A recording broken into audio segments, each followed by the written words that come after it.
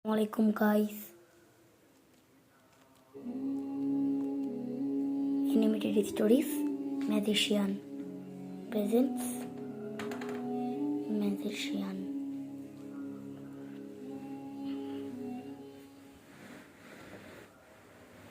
ঘরের মধ্যে ঢুকতে ঢুকতে কিরণ উচ্ছ্বসিত হয়ে বলল, আজই প্রমাণ হয়ে যাবে সত্যি কি মিথ্যে একেই বলে যোগাযোগ। কিরণের কথায় ঘরের মধ্যে কিছুটা গুঞ্জন শোনা গেল। রমেশ বলল, সে যেন হবে, কিন্তু তোর যে এত দেরি হলো, আমরা সেই কখন থেকে বসে আছি। সেজন্যই তো বলছি যোগাযোগ। রহস্য মাখানো হাসি হাসতে হাসতে বলল কিরণ। বলেই চেঁচিয়ে উঠল, অতীন, ভেতরে আয়।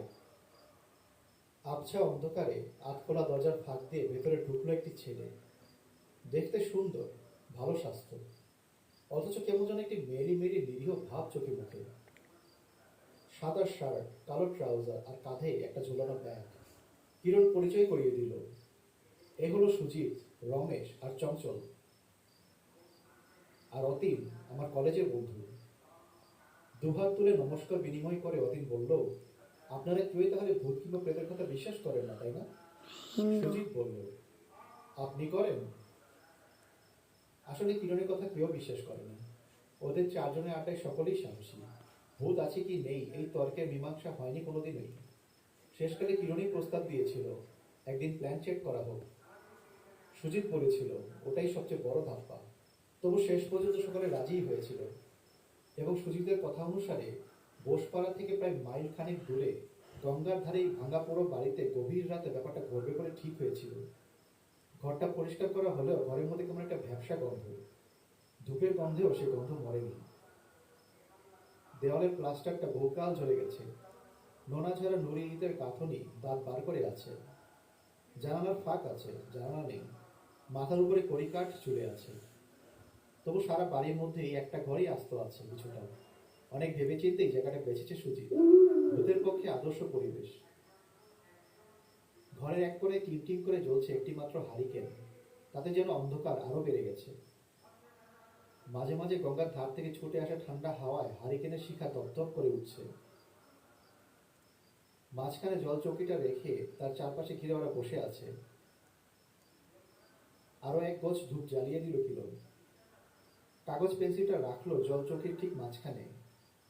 এবার তবে শুরু করা যাক। এক মুহূর্ত কি যেন ভাবলো অতীন, তারপর বলল, প্ল্যান চেক করার দরকার নেই। দেখি এমনিতেই আপনাদের কোনো প্রমাণ দেখাতে পারি চার্লি কিনা। চার্লি মনে হয়। অবিশ্বাসী উৎসুক মুখগুলোর উপর দ্রুত চোখ বুলিয়ে নিল অতীন। আবছা হলদেতে আলোয় মুখটা যেন ফ্যাকাশে লাগলো, অথচ চোখ দুটো যেন জল করছে।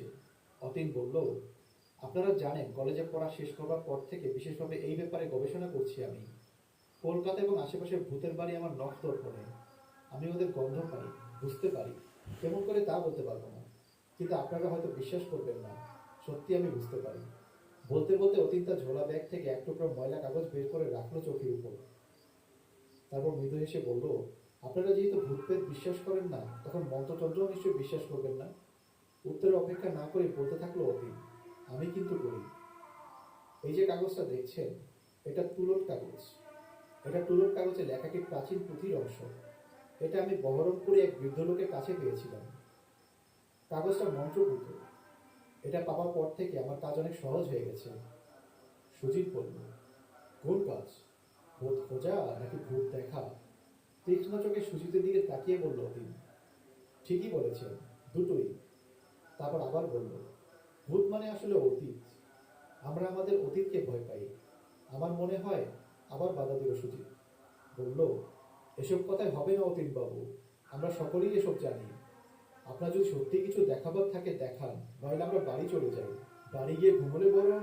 অতীন আবার বড় বড় চোখ তুলে দেখলো সুজিতকে। বলল, বেশ, তাই হোক। কাগজটা হাতে নিয়ে চোখ বন্ধ করে অতীন চুপ করে রইল কিছুক্ষণ, যেন ধ্যান করছে। একটা প্যাঁচা কর্কশ্বরে ডেকে উঠল কোথাও। সকলেই একটু নড়ে চলে বসল। কি সাধু গো? চোখ খুলে অতীন বলল, এই বাড়িতে আমি এর আগেও এসেছি। আমি জানি এই বাড়ির ইতিহাস। বছরের একটি বিশেষ দিন এখানে অনেক কিছুই দেখা যায়, শোনা যায়। আপনাদের কাছে যে অবিশ্বাস্য মনে হবে। আজকে অবশ্য সেই দিন নয়। তবে আজও আপনারা যা দেখবেন প্রমাণ হিসেবে সেই যথেষ্ট। আজ থেকে 300 বছর আগে এক নিরীহ নিরপরাধ লোককে কোনো কারণে এই ঘরে জ্যান্ত পুঁতে ফেলা হয়। তার আত্মা আজও প্রতিশোধের আকাঙ্ক্ষা নিয়ে ঘুরে বেড়াচ্ছে এখানে। এই কাগজটার উপর সকালে হাত রাখবে। বলতে বলতে লম্বা কাগজটা অতীন বিছিয়ে দিল চোখের উপরে। একে একে সুজিত, কিরণ, রমেশ আর চঞ্চল সকলেই হাত রাখলো কাগজের উপর। অদ্ভুত পরিবেশের জন্যই হোক বা অতীনের বলার গুণেই হোক, কেউই অতীনের কথা মান্য করলো না। নিশতি অবসর রাত্রি তার কালো আঁচল বিছিয়ে দিয়েছে চারিদিকে। অবিশ্রাম ঝিঝির ডাক আর মাঝে মাঝে প্যাঁচার ডাক ভেসে আসছে। কখনো বা দূর থেকে রাত জাগা কুকুরের ডাক শোনা যাচ্ছে। বেশ কিছুক্ষণ কেটে গেছে। কিছু একটা ঘটবে এমনি প্রতীক্ষায় সকলেই চুপচাপ বসে আছে, অথচ কিছুই ঘটেনি। অধৈর্যভাবে সুজিত বলল, ধুর মশাই, কিছুই তো। চুপ। চাপা ফ্যাকাশে গলায় বলল অতীন, ওই দেখুন। বলে আঙ্গুল তুলে ঘরে একটা কোণ দেখালো। কোথায় একটা খুলে আসা জানালার কপাট বন্ধ হবার শব্দ। সকলে রুদ্ধশ্বাসে ফিরে তাকালো ঘরটার কোণের দিকে। কিরণ ভয়ে ভয়ে একবার নিজের পিছন দিকটা দেখার চেষ্টা করলো। এক রাশ অন্ধকার ছাড়া কিছুই দেখতে পেল না। বহু করে রাতের গঙ্গার এক ঝলক ঠান্ডা হাওয়া ছুটে এলো ঘরের মধ্যে। কে যেন ফু দিয়ে হারিকেনটা নিভিয়ে দিল। কেউই কোনো কথা বলল না, শুধু চঞ্চলের কথা শোনা গেল। কে যেন ফু দিয়ে হারিকেনটা নিভিয়ে দিল।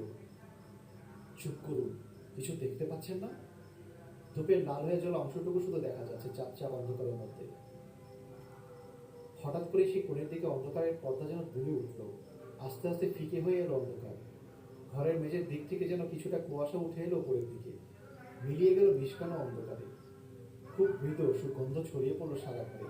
ভ্যাপসা গন্ধ আর ধূপের গন্ধ ছাপিয়ে যেন খুব দামি আতর মেখেছে কেউ। তার ঠিক পরপরেই সকলে নাকে এলো কদর্য এক কটু গন্ধ। ঘরের মধ্যে কারো মুখে কোনো কথা নেই। এই অপার্থিব আশ্চর্য পরিবেশে সকলেই চুপ হয়ে গেছে। সবচেয়ে বড় অবিশ্বাসী সুজিত পর্যন্ত যেন বুঝতে পারছে না কি ঘটছে। ঠিক এই সময় হঠাৎ সমস্ত নিস্তব্ধতাকে ভেঙে ছুড়ে বহুদূর থেকে কার যেন কান্নার শব্দ ভেসে এলো। কোনো লোক প্রচন্ড যন্ত্রণায় গুমড়ে গুমড়ে কাঁদছে। সেই কান্নার শব্দ কমা পাড়া হতে হতে সারা ঘরময় ছড়িয়ে পড়ল। অদ্ভুত এক ভয়ে ধীরে ধীরে আচ্ছন্ন করে ফেলেছে চার বন্ধুকে। অতীনের কোনো সাড়া নেই। ওরা এখনো হাত দিয়ে রেখেছে সেই মন্ত্রপুত কাগজটার উপর। সেই হাত ওরা যেন কোনোদিন নাড়তে পারবে না। ওরা সামনের দিক থেকে চোখও যেন সরাতে পারছে না।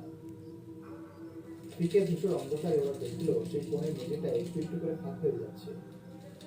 সেই ফাঁকের মধ্য থেকে উঠে আসছে এক টুকরো ঘন অন্ধকার। ঘন অন্ধকারটুকু রূপ নিল এক বিচিত্র বিভৎস মূর্তিতে, যেন একটা কঙ্কালের উপর শুকনো চিংসে চামড়ার মোড়। কঠোরাগত চোখ দুটোতে দৃষ্টি নেই। সামনের দিকে দুহাত বাড়িয়ে সেই বিভৎস মূর্তি উঠে দাঁড়ালো বাদামি কুয়াশার মধ্যে। আর উৎকট এক ভীষণ আর্তনা ছড়িয়ে পড়লো সারা পোড়া বাড়িটাতে। সে চিৎকার কোনো মানুষের নয়। ও মানসিক সে ভয়ানক শব্দ ফিরে ফিরে আসতে লাগলো বারবার। মূর্তিটা এক পা করে এগিয়ে আসছে ওদের দিকেই। ওর ঠিক পাশেই বসেছিল চঞ্চল। চঞ্চলও ভীতু নয়, কিন্তু হঠাৎ অস্পষ্ট কোকো একটা আওয়াজ করে চঞ্চল গড়িয়ে পড়লো মাদুরের ধারে। চিৎকার করে উঠল রমেশ। কয়েক মুহূর্তের মধ্যে যেন একটা ঘূর্ণিঝড় বয়ে গেল পুরো বাড়িটা সেই ভাঙা ঘরে। কতক্ষণ এভাবে কেটেছে ওরা জানে না। সবচেয়ে আগে নিজেকে সামলাতে পারলো সুজিতই। উঠে বসে পকেট হাঁটতে টর্চ বার করলো সে। অন্ধকারের পুরো চাদরের তলায় সবকিছু ঢেকে আছে। গঙ্গার দিকে জানালা দিয়ে এক ফালি আকাশ দেখা যাচ্ছে। আকাশে বোধহয় মেঘ করেছে। মেঘের দিকে তাকিয়ে সুজিতের মনে পড়লো বিভৎস মূর্তিটার কথা। আরেকবার ওর শরীরটা কেঁপে উঠল। শরীরের সব শক্তি এক করে টর্চটা জেলে ফেলল সুজিত। চৌকিটা উল্টে গেছে। এক পাশে চিত হয়ে পড়ে আছে চঞ্চল। অজ্ঞান হয়ে গেছে নিশ্চয়ই, মুখ দিয়ে জেলা উঠেছে। পাশেই মুখ থুবড়ে পড়ে আছে রমেশ। চৌকির আরেকদিকে অতীন বসে আছে ধ্যানস্থ মূর্তির মতো। টর্চটা ঘুরিয়ে দেখলো সারা ঘরটাই ফাঁকা। কুয়াশা নেই, সেই মূর্তিও নেই, মেঝেতে কোনো ফাঁকও নেই। দরজা থেকে আলোটা ফেলতেই সুজিত দেখলো কিরণ দুহাটুর মধ্যে মুখ গুজে বসে বসে কাঁপছে থরথর করে। সুজিত উঠে গিয়ে ডাকলো, এই কিরণ, কিরণ। প্রচন্ড ভয়ে কিরণ বোবা হয়ে গেছে। মুখ তুলে তাকালো, কিন্তু কিছুই বলল না। এতক্ষণে সুজিত পুরো সাহস ফিরে পেয়েছে। কিরণকে ধরে প্রচন্ড ঝাঁকুনি দিয়ে বলল, ওঠ ওঠ। ওরা তো অজ্ঞান হয়ে গেছে। কিরণ স্তম্ভিত ফিরে পেয়ে বলল, কি হয়েছে? কি? টর্চের আলোয় ড্যাশ লাইটটা খুঁজে পেয়ে ঘরের